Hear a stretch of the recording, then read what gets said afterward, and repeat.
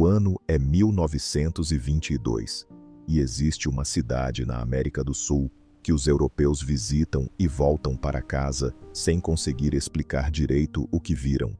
Não é São Paulo, não é Buenos Aires, é o Rio de Janeiro, uma capital que acordou no século XX, decidida a apagar tudo que a lembrava do passado colonial e se reinventar como a cidade mais moderna e elegante do hemisfério sul. Avenidas largas cortando o centro, bondes elétricos, hotéis de fachada parisiense, cafés com música ao vivo, cassinos frequentados por diplomatas de todo o mundo, e tudo isso encaixado entre o mar de Copacabana, a silhueta do Pão de Açúcar e a Serra da Carioca, fechando o horizonte num cenário que arquiteto nenhum consegue projetar.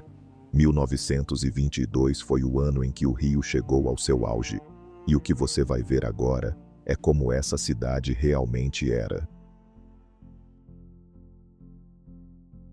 Fala pessoal, tudo certo? Sejam todos bem-vindos ao canal Gustavo Explora o Passado. Hoje vamos mostrar como foi o Rio de Janeiro em 1922, a famosa Paris brasileira. Esperamos que gostem do conteúdo. Se puderem se inscrever, vai ajudar demais o canal, e deixar um like também. Qualquer comentário é muito bem-vindo e bora pro vídeo. Para entender o Rio de 1922, você precisa entender o que aconteceu nas 2 décadas anteriores. No começo do século XX, a capital federal era uma contradição. De um lado, uma elite que viajava para Paris, se vestia em Londres e discutia literatura francesa nos salões. Do outro, um centro apinhado de cortiços medievais, esgoto a céu aberto e epidemias de febre amarela que matavam estrangeiros e afugentavam investimentos. O governo federal decidiu que isso precisava acabar. E a solução foi radical. O prefeito Pereira Passos, de 1902 a 1906, promoveu o que ficou conhecido como o Bota Abaixo. Em 4 anos, mais de 600 ruas antigas foram demolidas, 1.600 imóveis destruídos e cerca de 20.000 pessoas despejadas do centro, na maioria negros e pobres que ocupavam os cortiços históricos. No lugar, surgiu a Avenida Central, depois rebatizada de Avenida Rio Branco. Larga, reta, com 33 metros de largura e quase 2 quilômetros de extensão, ladeada por edifícios neoclássicos e Art Nouveau que poderiam estar em qualquer boulevard parisiense. Paris era a referência declarada. Quando o Barão de Haussmann reformou Paris no século XIX, demoliu o centro medieval e criou uma cidade de grandes bulevares e fachadas uniformes. Pereira Passos fez a mesma coisa no Rio, 20 anos depois, copiando o modelo com total consciência. O resultado, em 1922, era uma cidade que funcionava em 2 registros ao mesmo tempo.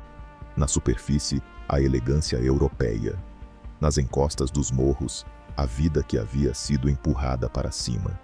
A Avenida Rio Branco era o coração pulsante da cidade. Às 10 da manhã, ela já estava cheia. Homens de terno e chapéu de palha. Mulheres com guarda-sóis e sapatos importados. Engraxates na esquina. Vendedores de jornal. Fotógrafos ambulantes com câmeras de tripé. Nos 2 lados, uma sequência de edifícios que competiam em ornamentação. O Teatro Municipal, inaugurado em 1909, era a joia da coroa. Construído nos moldes da Ópera de Paris, com mármore italiano, bronze francês e vitrais belgas, ele recebia temporadas líricas com cantores direto da Europa. Caruso cantou no Municipal. Sarah Bernhardt pisou naquele palco. A Biblioteca Nacional, concluída em 1910, era o maior acervo bibliográfico da América Latina. O Museu Nacional de Belas Artes ficava a poucos passos. O Palácio Monroe, sede do Senado, fechava o conjunto com uma cúpula que dominava o skyline do centro. Numa distância que se caminhava em 15 minutos, o Rio concentrava mais equipamentos culturais do que a maioria das capitais europeias de porte equivalente. Os cafés da Rio Branco eram o centro nervoso da vida intelectual. mesas de mármore, ventiladores de teto, garçons com aventais brancos. Ali se reuniam jornalistas, poetas, políticos e comerciantes. Os debates começavam no café da manhã e seguiam até depois do almoço. O bonde elétrico cortava a avenida de ponta a ponta, ligando o centro ao Porto, ao Flamengo, a Santa Teresa. Mais de 500 quilômetros de trilhos cobriam a cidade. O Rio tinha mais linhas de bonde do que qualquer outra cidade do hemisfério sul. Enquanto o centro era a Paris brasileira, Copacabana estava se tornando algo que Paris não tinha. Um bairro nobre à beira do mar. No começo do século XX, Copacabana era quase inacessível, conectada ao centro apenas por um túnel aberto em 1892, através do Morro do Leme. Depois do túnel, começou a crescer numa velocidade que surpreendeu todo mundo. Em 1922, o Copacabana Palace estava sendo construído. O hotel abriria suas portas em 1923, projetado pelo arquiteto francês Joseph Gier, com fachada branca, janelas arqueadas e estilo Belle Époque, que definiria a identidade visual do bairro por décadas. Seria o endereço mais cobiçado da América do Sul. A orla de Copacabana, em 1922, ainda não tinha o calçadão de pedra portuguesa que conhecemos hoje, mas tinha o mar. E tinha a praia, que os cariocas começavam timidamente a frequentar. Banho de mar era novidade. Os banhistas ainda usavam trajes que cobriam quase o corpo inteiro, mas a praia deixava de ser lugar de pescadores e passava a ser espaço de lazer das classes médias e altas. Os palacetes de Copacabana e do Flamengo exibiam arquitetura eclética e arte nouveau, que misturava influências francesas, portuguesas e italianas. Cada fachada era diferente da outra. Ornamentos em estuque, azulejos coloridos, ferro trabalhado nas varandas. 1922 não foi um ano comum para o Rio. Foi o ano do centenário da independência do Brasil. A Exposição Internacional do Centenário foi o maior evento já realizado no país até aquele momento. Montada na Orla da Glória e do Flamengo, com pavilhões de dezenas de países, recebeu mais de 3 milhões de visitantes. Portugal enviou uma réplica do Mosteiro dos Jerônimos. Os Estados Unidos construíram um pavilhão neocolonial. A França mandou arte. Era uma vitrine do mundo moderno, instalada à beira da Baía de Guanabara, com o Pão de Açúcar ao fundo. Mas 1922 também foi o ano de uma fratura cultural que o Brasil demoraria décadas para entender completamente. Em fevereiro, em São Paulo, aconteceu a Semana de Arte Moderna. 3 dias de escândalo, vaias e provocação no Teatro Municipal Paulistano, pinturas abstratas, poesia sem métrica, músicas que misturavam machixe e erudito. Oswald de Andrade, Mário de Andrade, Tarsila do Amaral e Di Cavalcanti desafiaram abertamente a estética europeia que o Rio representava. A ironia era precisa. Enquanto o Rio celebrava o centenário com exposição internacional e arquitetura neoclássica, São Paulo decretava que o Brasil precisava encontrar uma identidade própria, não importada. Eram duas visões de Brasil acontecendo ao mesmo tempo, a 200 quilômetros de distância. Se havia um lugar onde o Rio de 1922 mostrava sua alma de verdade, não era nos teatros nem nos cafés da Rio Branco. Era no Carnaval. O Carnaval Carioca de 1922 ainda não tinha as escolas de samba com desfiles organizados. Isso viria na década seguinte. Mas havia os ranchos carnavalescos, os blocos de rua, os bailes de clube e o corso da Avenida Rio Branco, onde famílias abastadas desfilavam em automóveis decorados, jogando confete e lança-perfume. O machixe era a dança da cidade. Nascido no Rio no final do século XIX, mistura de lundum africano, habaneira cubana e polca europeia, era considerado escandaloso pelas elites conservadoras e adorado por todo mundo. O choro reinava nos botequins.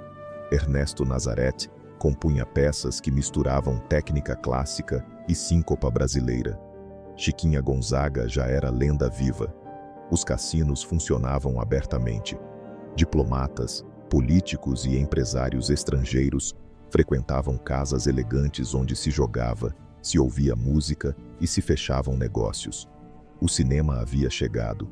Salas com capacidade para 1000 pessoas na Rio Branco exibiam filmes americanos, franceses e italianos. Mas havia outro Rio que as câmeras oficiais evitavam: os morros. Quando Pereira Passos demoliu os cortiços do centro, as famílias despejadas foram subindo. O Morro da Providência, o mais antigo conjunto de habitações precárias da cidade, já existia desde 1897. Em 1922, dezenas de morros tinham comunidades consolidadas, com comércio próprio, vida religiosa intensa e música que o Rio oficial ainda não sabia o que era. O samba, que nasceria formalmente na segunda metade dos anos 1920, estava sendo gestado ali. Nas casas das tias baianas, nas rodas de partido alto, nos terreiros do Estácio. Os ritmos e as letras que definiriam a identidade musical do Brasil inteiro estavam sendo criados por pessoas que não apareciam em nenhuma foto da exposição do centenário. A tensão entre esses dois mundos era a tensão do próprio país. Em 1922, o Rio de Janeiro tinha 1,1 milhão de habitantes. Era a maior cidade do Brasil, a capital federal, o centro econômico e cultural do país. Maior que Lisboa, maior que qualquer cidade da América Latina, exceto Buenos Aires. Era uma cidade reformada de cima para baixo em menos de 20 anos, que carregava no mesmo corpo a elegância importada da Belle Époque e a cultura popular mais original do continente. A Paris brasileira era um apelido que as elites usavam com orgulho, mas o que o Rio tinha de mais singular não era o que o aproximava de Paris. Era exatamente o que o distanciava de qualquer cidade europeia. A mistura, o jogo entre o formal e o espontâneo, o erudito e o popular, o mármore da Rio Branco e a terra batida do morro. Nenhuma cidade europeia jamais produziu carnaval, choro, machixe e samba ao mesmo tempo. Nem poderia. Este vídeo apresenta reconstruções visuais de cenários históricos criados com auxílio da inteligência artificial como ferramenta de apoio visual. O conteúdo é baseado em pesquisas históricas e narrativa original. Todo o roteiro, direção criativa, edição, produção foram realizados manualmente por humanos. No canal Gustavo Explora o Passado, a tecnologia é utilizada apenas para ajudar a ilustrar o passado de forma educativa, informativa e imersiva. E você, tem alguma reconstrução que gostaria de ver aqui no canal? Deixe seu comentário que nós vamos tentar atender o mais rápido possível. Então é isso, pessoal. Deixa aquele like para ajudar o canal. Se puder se inscrever também, vai ajudar muito. Até a próxima!